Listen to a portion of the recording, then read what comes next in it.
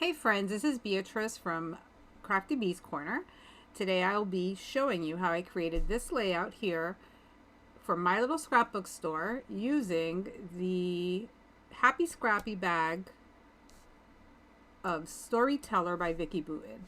It is a really fun layout, came together very quickly, lots of fussy cutting, and I really had a lot of fun creating it. So hopefully you will try it. You can try it with other collections. Doesn't necessarily have to be Vicki Boutin. I also use some gesso to quiet down my background so that it isn't so loud and makes my picture more noticeable. So stick around, you'll get to see how I create this, and at the end of the video you will see some close-ups as well as links to other videos you might like to see. Don't forget to like and subscribe if you are not a subscriber. I would love for you to subscribe to my channel, and if you can give me a thumbs up, it helps others find my videos.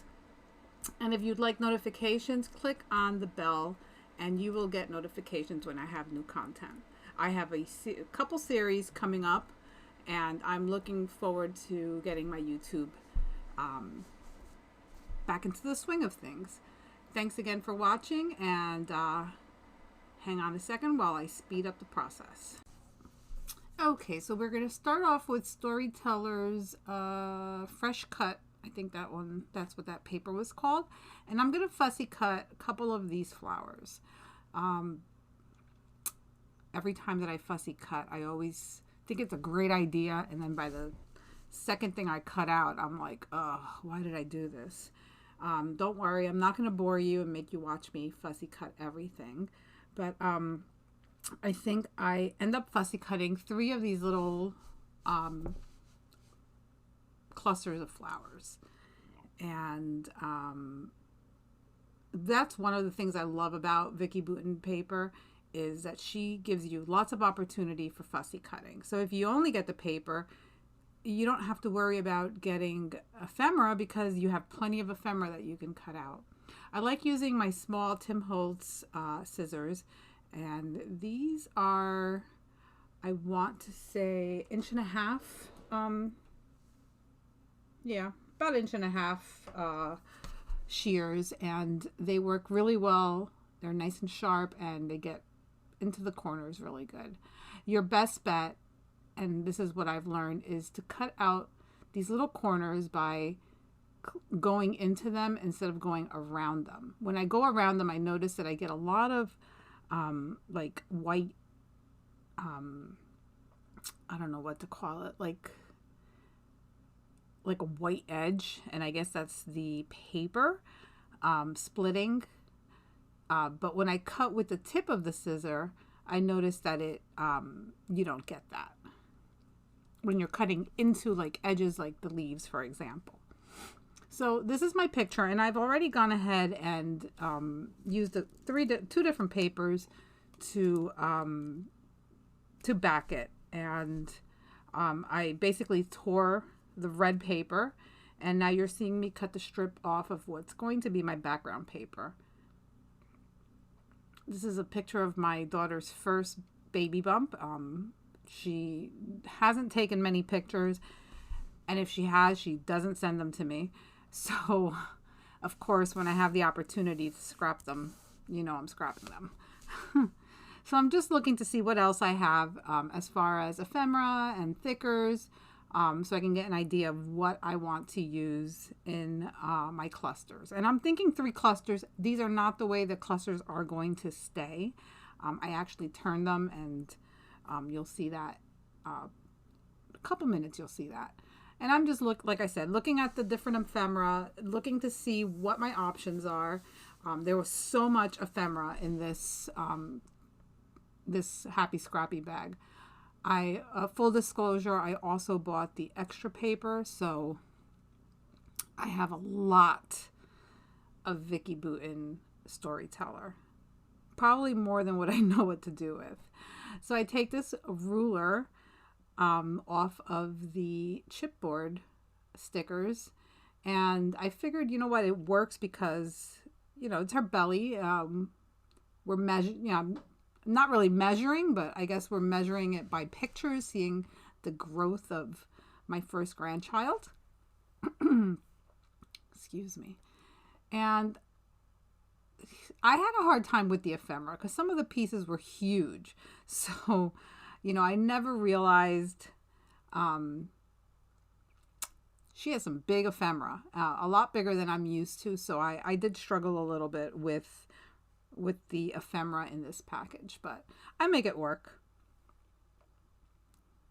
So I'm just going through the ephemera, seeing what else I'm going to use. And I don't end up using a lot of ephemera.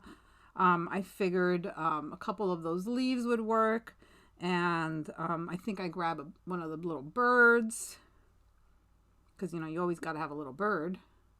And I end up just using the one bird.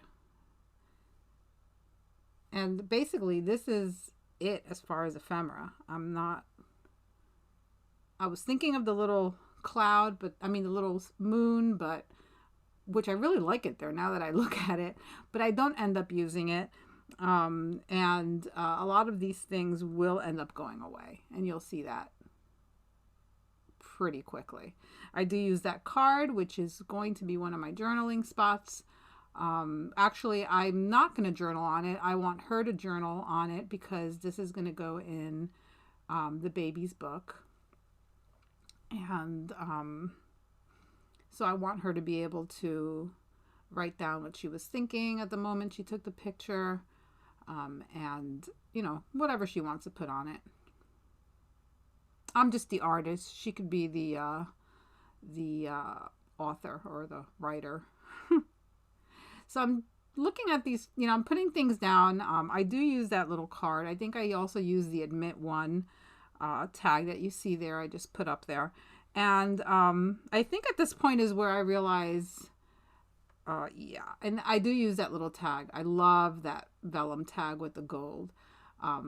Now I think is when I realize, we need to move some of this around. Actually, no, we're going to start with the gesso. So I'm taking some white gesso and I am spreading it with my finger because I wanted to smush it into the paper because I didn't want it to be like harsh white, which I could have used also acrylic white paint. So if you don't have gesso, you definitely can do this with acrylic white paint. I wanted it to still be able to see the background, kind of like a smoky effect. So I'm just going around with my finger and trying to leave it, I guess, bright white in the center part and more of a smoky look towards the edges of my square. I don't know if that makes sense, but I'm just wiping my finger off with a baby wipe at this point. And it looks like a mess. You're like, what is she doing? But it definitely makes the picture, the photo stand out more, a lot more. Like it's huge difference. So the ruler is definitely sticking or staying. I had this piece of tissue paper and it was a little torn and kind of a hot mess, but I really like the stars and the gold on it. It worked. The gold color worked very well with the gold accents on from the ephemera. So I'm just gonna, cut it. Doesn't have to be perfect. It's pretty messy. And I'm going to use that as one of my backgrounds to give my picture even more layers. I am going to pop up my pictures, and I realized very quickly that my little green tape there, tape runner, doesn't really work good on tissue paper. So we're going to go with that tag. And at first I was going to put it on the right, and then I realized I really liked it. I'm sorry, I was going to put it on the right, and then I realized, no, I want it on the left. And this is where I start doing my clusters and changing them up. So I really like the little bird, like it was looking at her. And I'm also going to add basically everything just flipped.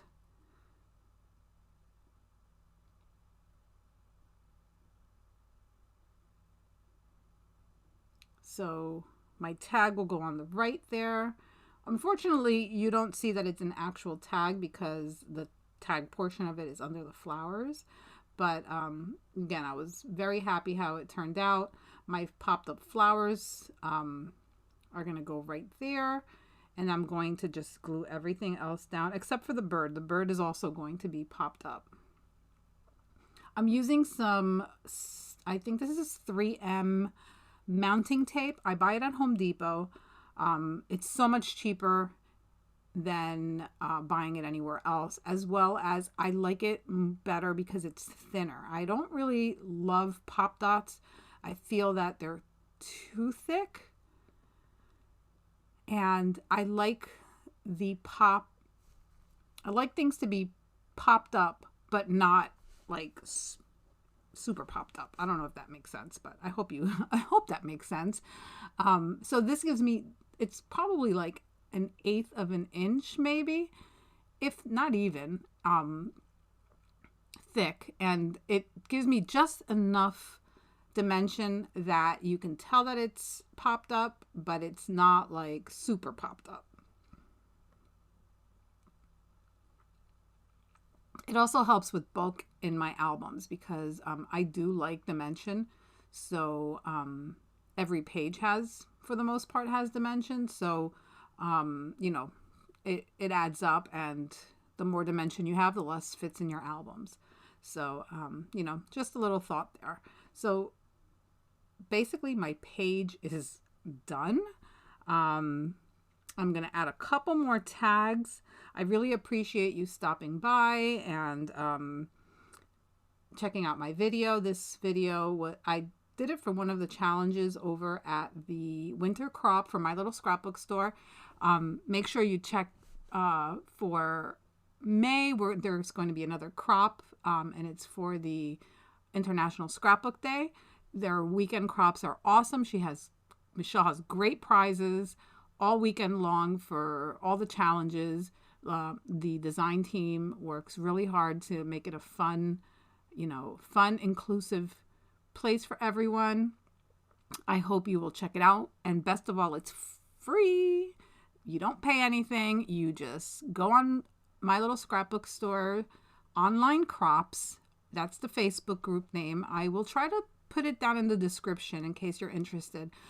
We have so much fun, and there's so many challenges. There's Zooms, there's rooms, there's all kinds of stuff that we can do to make, make it fun for everyone. So I hope you will check it out, and thanks for watching. Have a great day.